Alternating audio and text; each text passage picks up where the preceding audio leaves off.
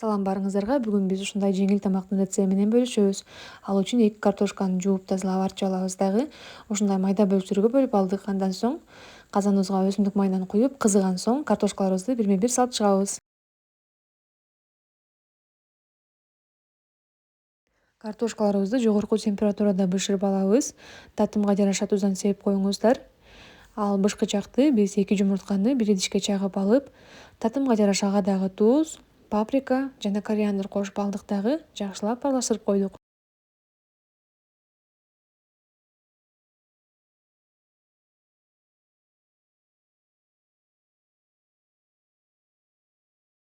Картошкаларыбыздын бир бети бышты, эми экинчи бетин бышырып алабыз дагы. Ал бет дагы бышкан соң жанагы жумурткабызды үстүнөн бирдей кылып куюп алабыз. Жумурткаларыбыз бышкан соң кашыктын жардамы менен үстүңкү бетин дагы ылдый каратып бышырып алабыз.